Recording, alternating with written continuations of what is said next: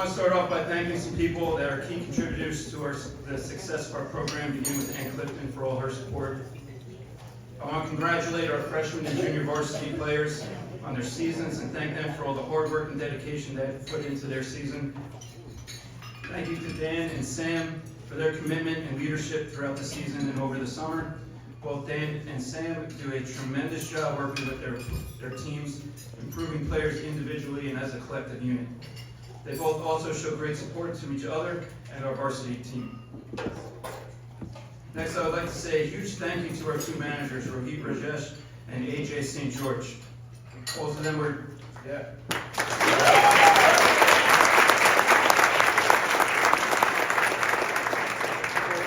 camera.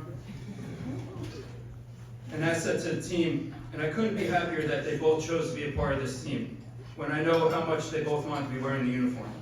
Their passion for the sport of soccer is immense, and I know that their soccer journey is not over. I wish them both the best and hope their love of the game continues as they move forward.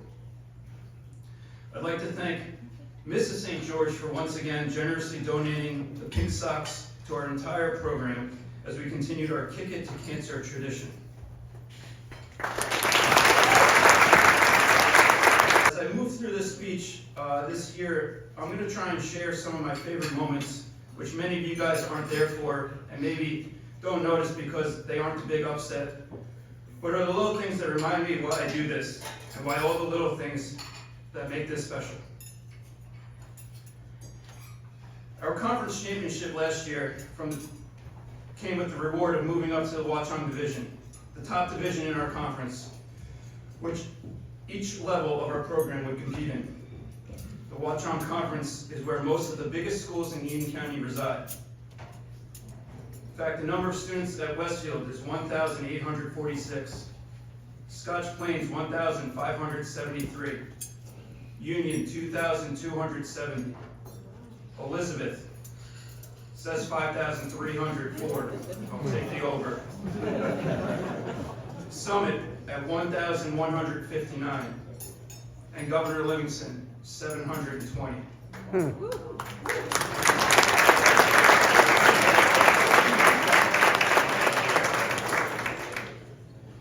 We were truly the David amongst the Goliaths, playing teams that can often be found in the top 20 at any point in the season, which seemed to coincide with each of our meetings. Our team of Giant Slayers stood their tallest in each of our divisional matchups.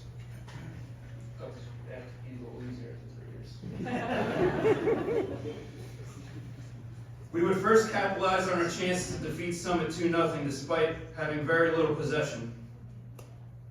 We then traveled to play number 9 Scotch Plains, who had just beaten the two-time defending Group 2 champion Delran by a score of 4-0. We fought hard and went toe-to-toe with them, playing with 10 men for over 25 minutes, before falling to what is a picturesque corner kick. The team had to bounce back quickly as Westfield was our next game, ranked 18th in the state at the time. Once again, we were at home but found little possession, but created some dangerous chances before shaking hands on a 0-0 draw. At this point, our record would stand 1-1-1. We were in the mix with the top two teams to play.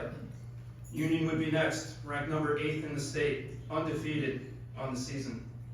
After a scoreless first half, we stepped up our pressure and our goals would come.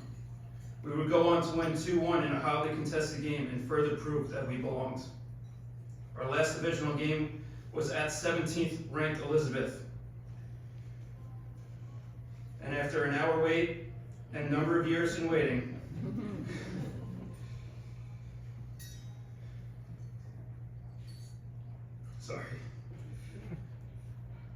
they would have our number for years, and even more recently, playing them through, we couldn't find the goal that were needed.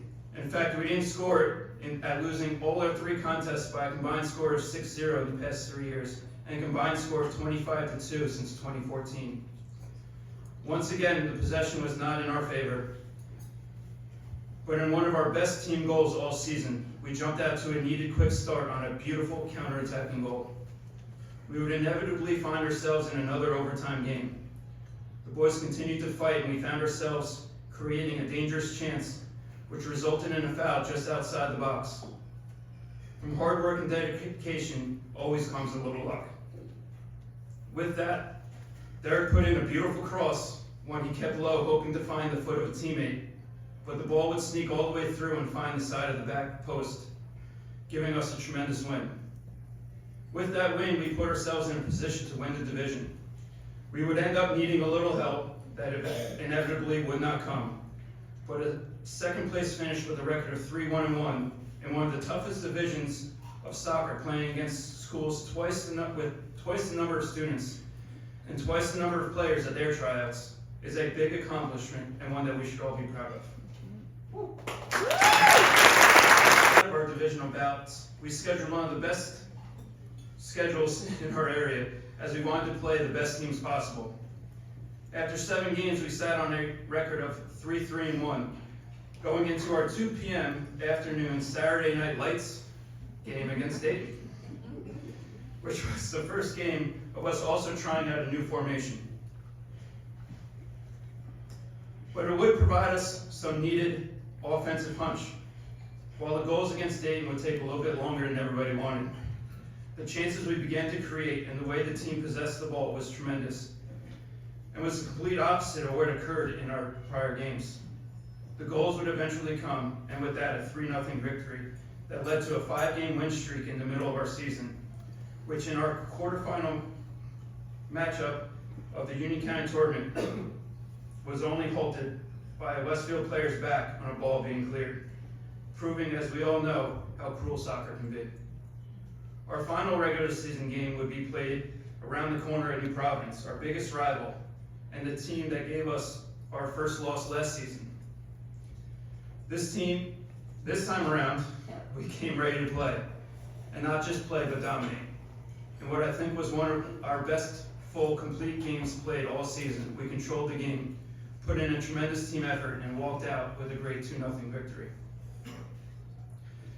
After a long season with some big wins, we entered the state sectional tournament with a 2 seed.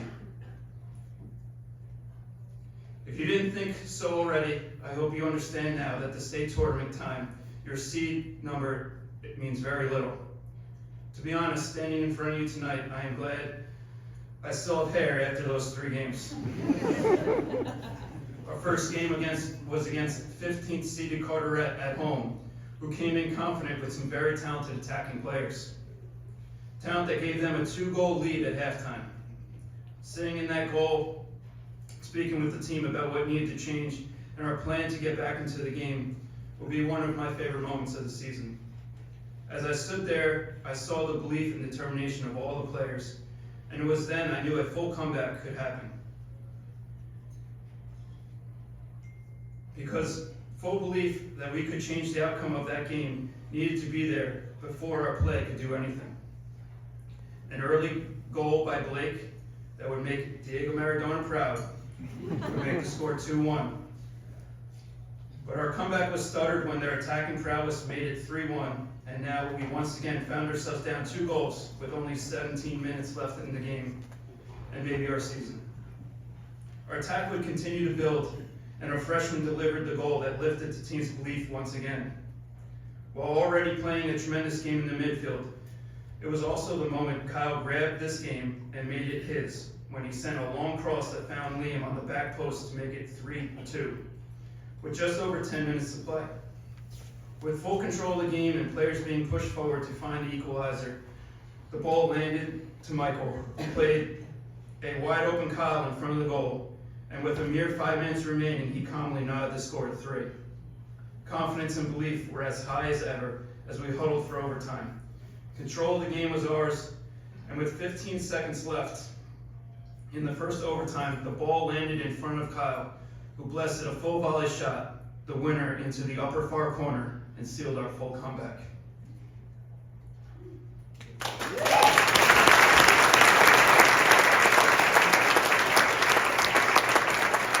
Tournament, it would be a grind.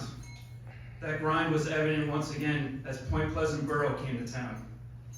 As we sat in room 1 for pregame, DJ Ortiz was playing all of the hits,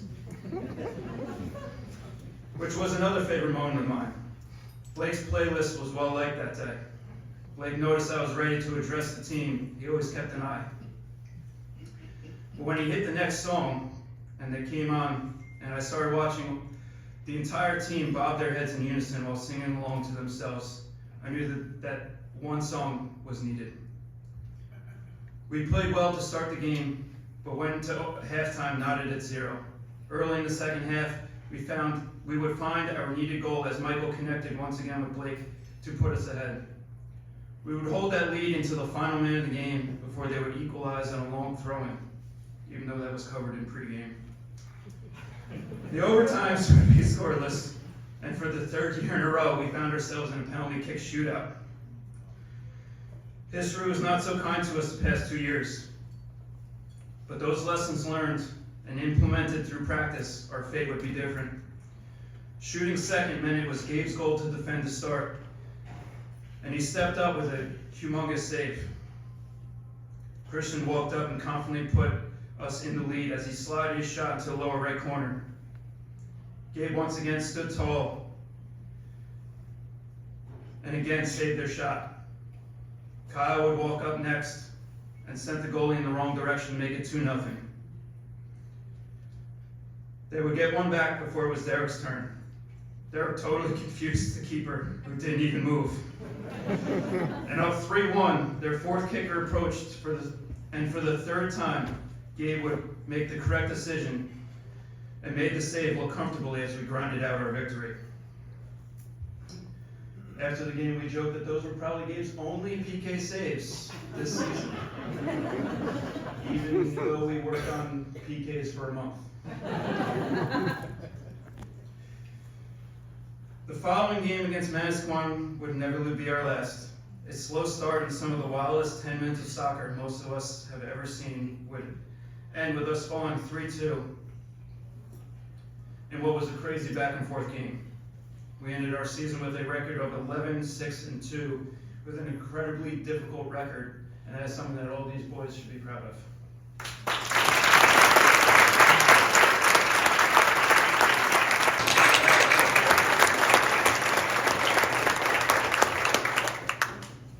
Starter and one of our captains this season, there are not many players who sacrificed as much for our team's success than Blake. Blake took full responsibility for playing both sides of the game. He was our main man up top and relied on to score goals, but he tirelessly worked hard as our first defender. Often on his own, chasing the ball down across the opposition's back line. His work rate set the precedent for other players on our team. Blake's contributions will continue to increase each season, which culminated with him finishing his senior year with 12 goals and 2 assists, which doubled his goal scoring tally of the previous 2 seasons. Blake finished with 24 goals and 7 assists in his 3 years on varsity.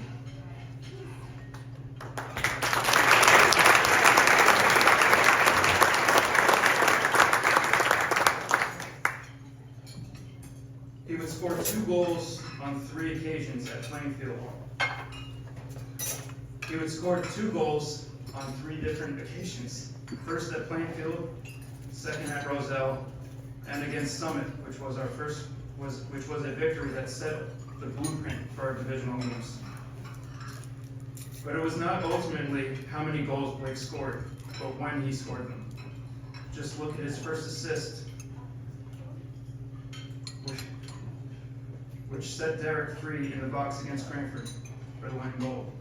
Blake would get us the opening goal against Elizabeth, when his run behind their defense set him loose, and with the goalie closing down on him, he found the back of the net and set off our team's belief that we were there to win and avenge years of losses to Elizabeth.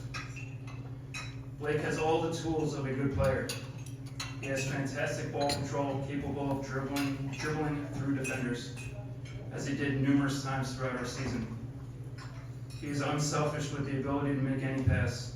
He can finish, whether it's placing the ball in the side net or powering a shot past the goalkeeper. But more than all of that, Blake has such an understanding of those abilities that breeds such an ultimate confidence, which allows him to rise in big moments. There is no bigger moment than the state tournament, and in our 3 games, Blake proved why he is our main man, scoring in each of those games. Each of these goals would be our first, and each would spread confidence throughout the team. That explains what Blake, as one of our captains, meant to this team. He was the tugboat whose confidence, determination, and hard work pulled our team to success. In doing so, Blake earned first team all-conference, first team all-county, and a spot on the Soccer Association of New Jersey's all-state team.